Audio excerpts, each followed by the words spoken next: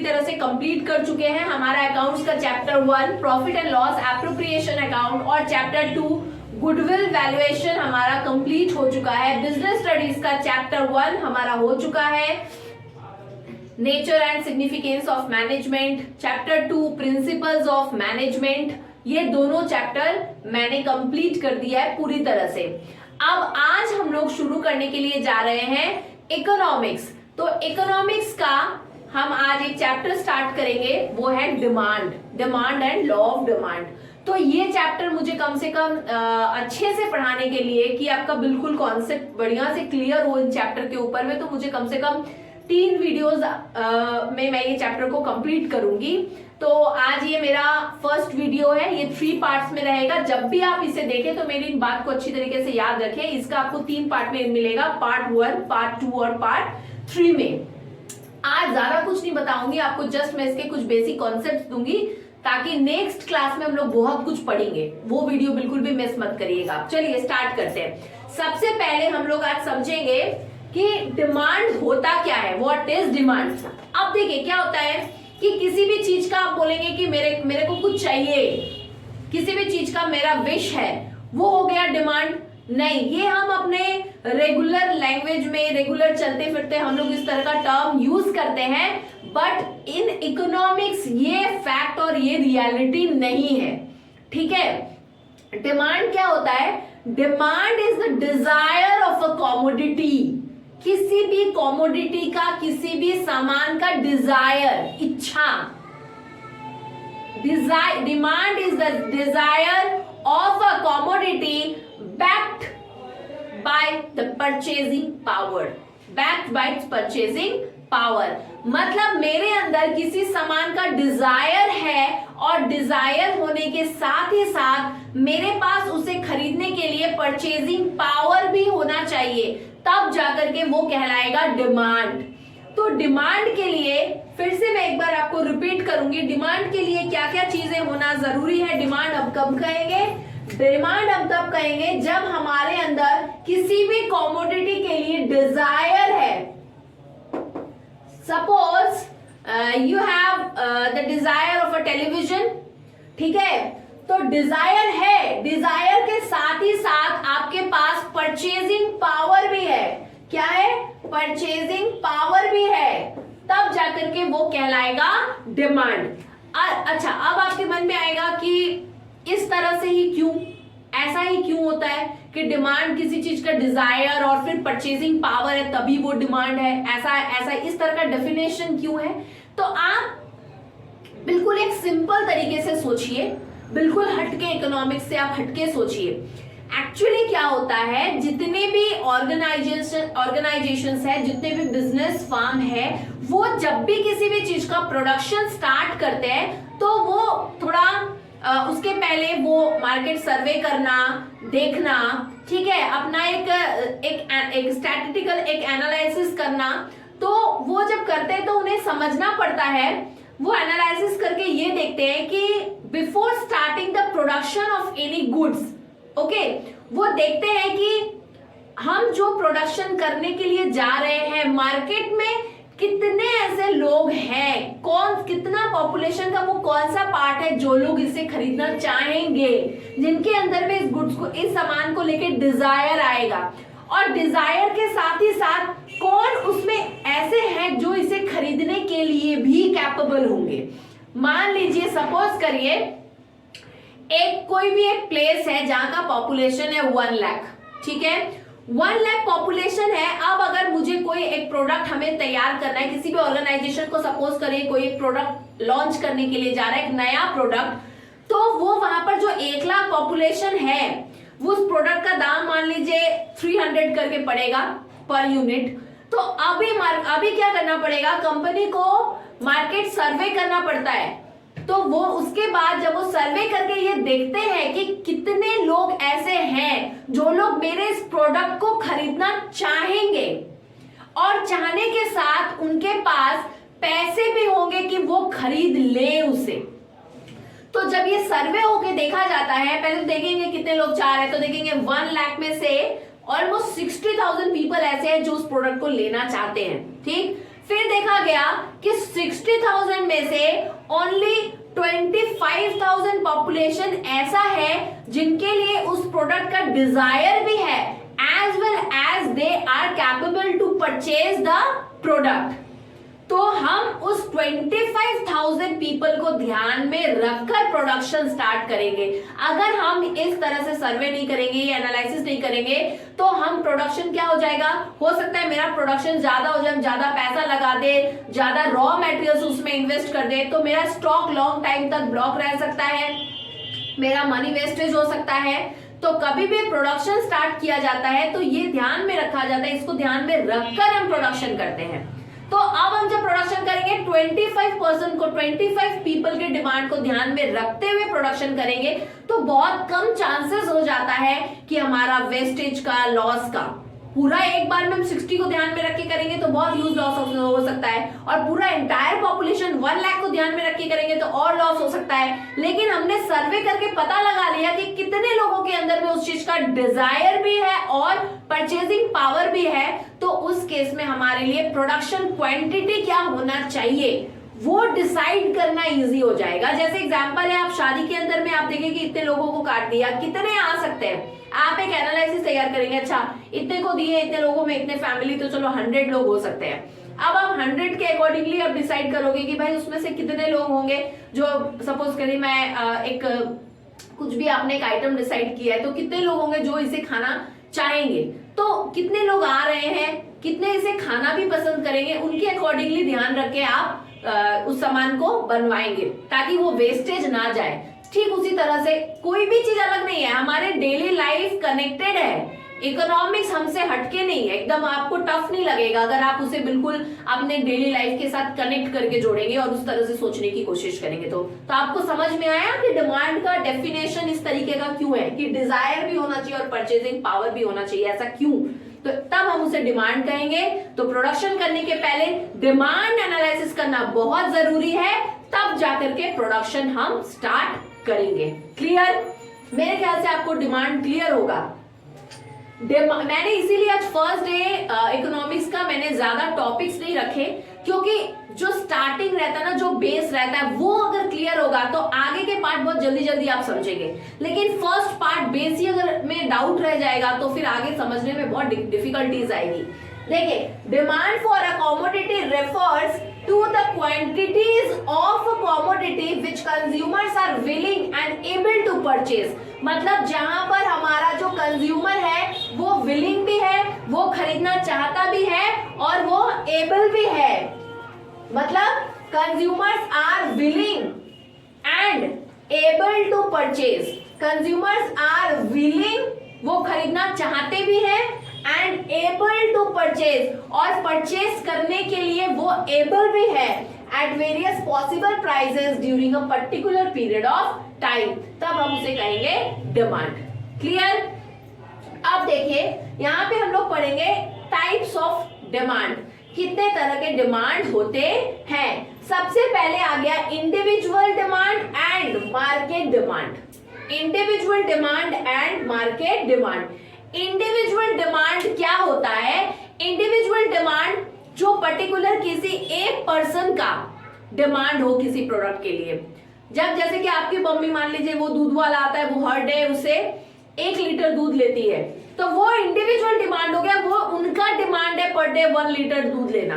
लेकिन अभी अगर हम मार्केट डिमांड का बात करेंगे तो पूरे मार्केट में हर दिन पर डे टोटल कितने मिल्क का रिक्वायरमेंट होता है, टोटल कितना मिल्क चाहिए होता है, वो हो गया मार्केट डिमांड। सिर्फ आपकी मम्मी कितना लेना चाहती है, उन्हें कितना मिल्क चाहिए पर डे, वो इंडिविजुअल डिमांड, उनका क्या डिजायर है।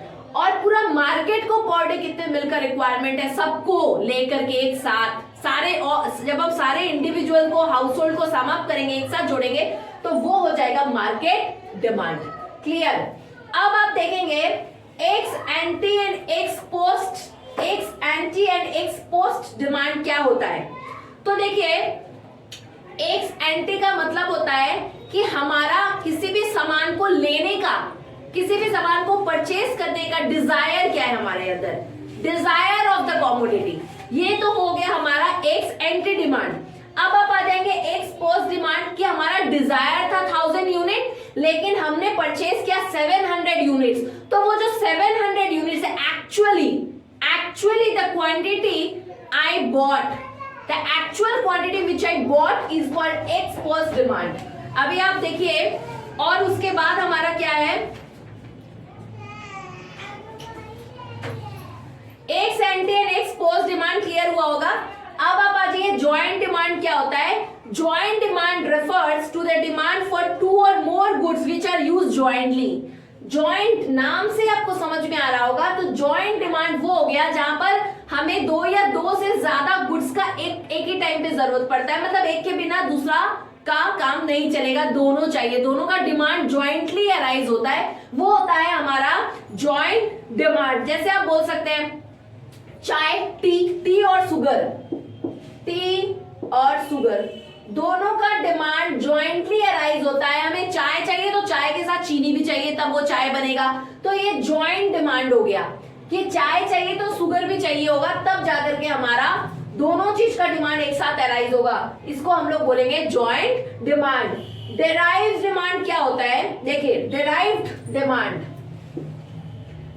डिमांड क्या होता है, the demand for a commodity that arises because of the demand for some other commodity, मतलब किसी एक कॉमोडिटी के लिए हमारा डिमांड अराइज हो रहा है, क्यों, क्योंकि किसी दूसरे कॉमोडिटी के कारण मेरा डिमांड है, मुझे घर चाहिए, मुझे होम बिल्डिंग का डिमांड है, होम का डिमांड है, या कुछ भी मुझे अपना एक एसेट्स का डिमांड है। आप बेसिकली आप बोल सकते हैं, पकड़ लीजिए आप लैंड एंड बिल्डिंग ले लीजिए, अगर मुझे घर का डिमांड है, बिल्डिंग का डिमांड है, तो उस डिमांड के साथ ही साथ और उस डिमांड के लिए जो डिमांड अराइज होगा वो क्या हो जाएगा, लैंड एंड बिल्डिंग की इन चीजों का डिमांड अराइज कर रहा है, मुझे उस डिमांड को पूरा करने के लिए मुझे सीमेंट चाहिए, ब्रिक्स चाहिए, तो और फिर मुझे क्या चाहिए, जो भी घर बनाने के लिए चाहिए हमें, बालू, ईटा, सीमेंट, ये सब, ठीक है।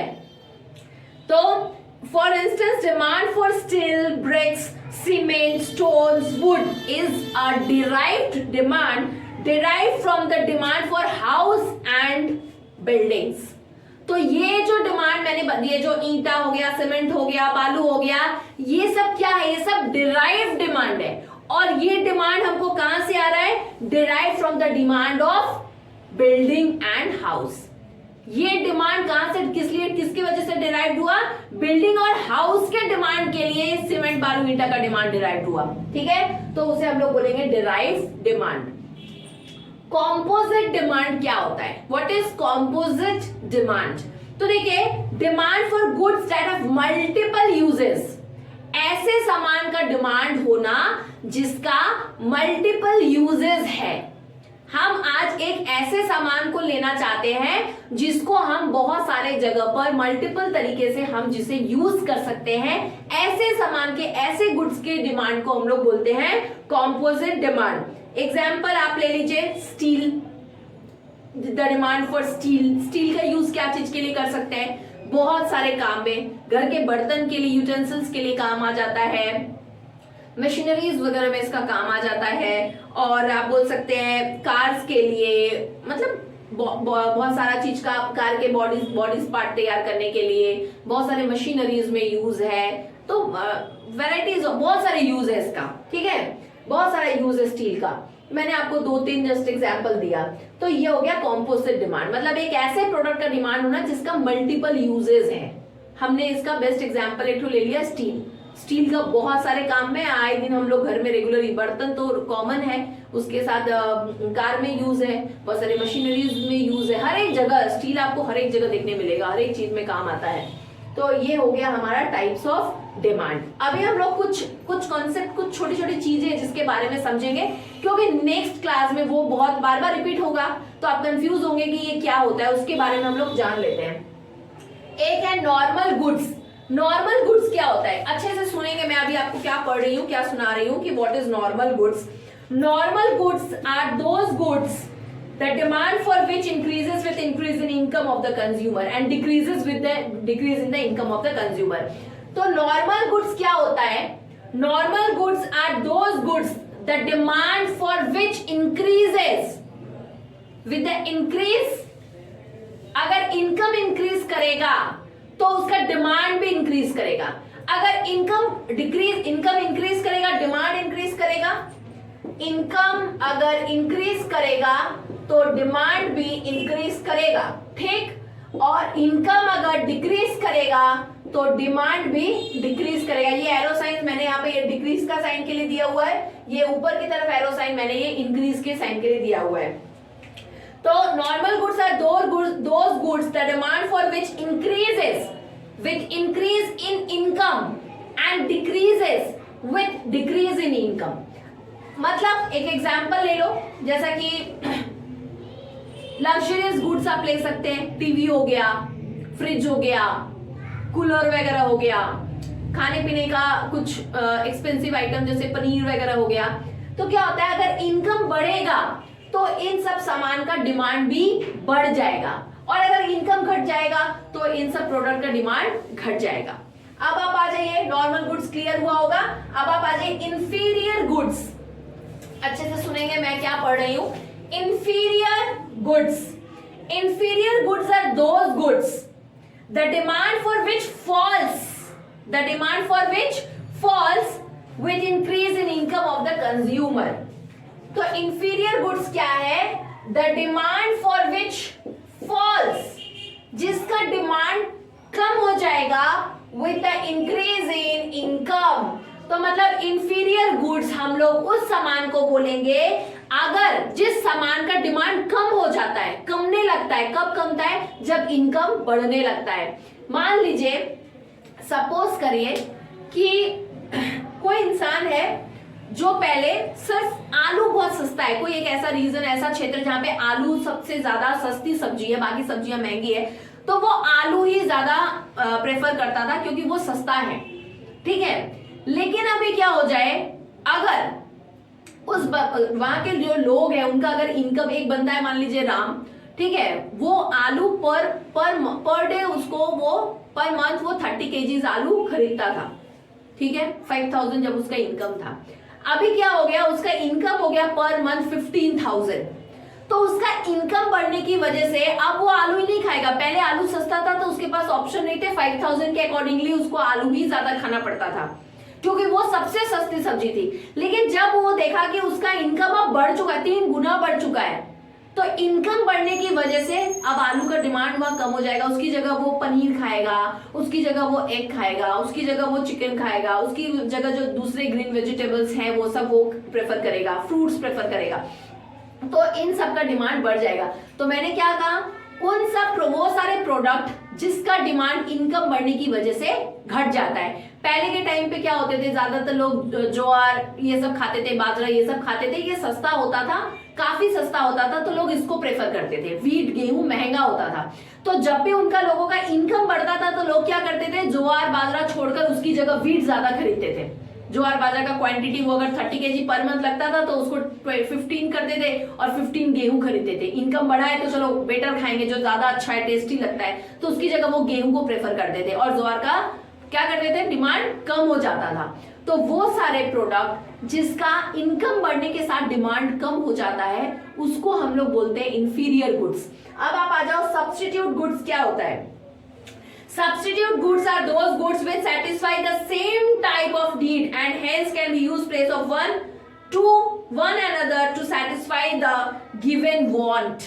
टी एंड कॉफी का बेस्ट एग्जांपल है substitute goods का, कि जो सेटिस्फेक्शन मुझे टी प्रोवाइड करेगा same satisfaction I will get from coffee. अगर हम देखेंगे कि बहुत ज्यादा अगर चाय का दाम बढ़ जाए, चाय का क्राइसिस आ जाए, तो उस केस में कॉफी मिलेगा तो वो कॉफी से काम चलाएंगे। इसका उल्टा भी आप ले सकते हो, ठीक है। तो टी एंड कॉफी मेरा सब्स्टिट्यूट गुड्स है। क्लियर हो गया आपका। उसके बाद लास्ट है हमारा complementary goods.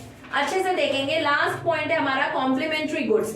Complementary goods are those goods which are complementary to one another, which are complementary to one another in the same sense they are used jointly or consumed together।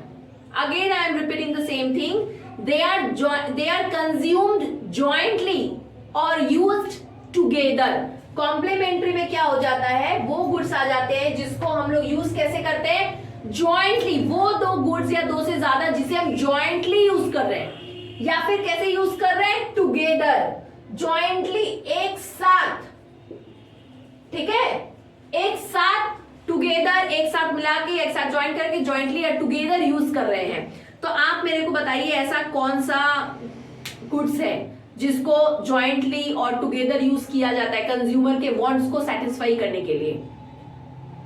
Car and petrol, car चाहिए तो petrol भी होगा, jointly use करेंगे तब जाके consumer का demand satisfy होगा कि उसे कोलकाता से अगर उसे कहीं जाना है, मान लीजिए उसे कोलकाता से उसे हुगली जाना है, कोलकाता से उसे रांची जाना है, तो उसके लिए उसे कार चाहिए, लेकिन सिर्फ कार से काम नहीं होगा, कार के साथ उसे पेट्रोल भी चाहिए, जॉइंटली टुगेदर दोनों को, उसे दोनों सामान की एक साथ जरूरत पड़ेगी तब जाके उस कंज्यूमर का डिमांड सेटिस्फाई होगा, तो जॉइंटली रिक्वायर्ड पड़ती है।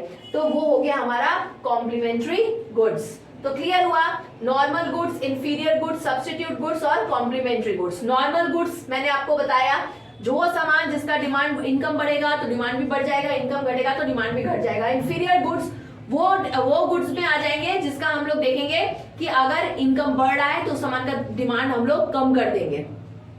सब्स्टिट्यूट गुड्स क्या हो गया, सब्स्टिट्यूट गुड्स मतलब जो same type of satisfaction provide करे, टी एंड कॉफी, ठीक है। फिर आप आ जाओ कॉम्प्लीमेंट्री गुड्स। कॉम्प्लीमेंट्री गुड्स जो हम जॉइंटली और टुगेदर एक साथ यूज कर रहे हैं, जो कंज्यूमर के वांट को सेटिस्फाई करने के लिए दोनों को हमें साथ में यूज करना पड़ता है, जॉइंटली यूज करना पड़ता है, कार एंड पेट्रोल। तो मेरे ख्याल से ये पॉइंट बिल्कुल क्लियर होगा। एक बार आप देखेंगे, मैंने पूरी कोशिश की है कि सारे बेसिक पार्ट्स आपको अच्छी तरीके से समझा सकूं। नेक्स्ट वीडियो जरूर देखिएगा। Thank you.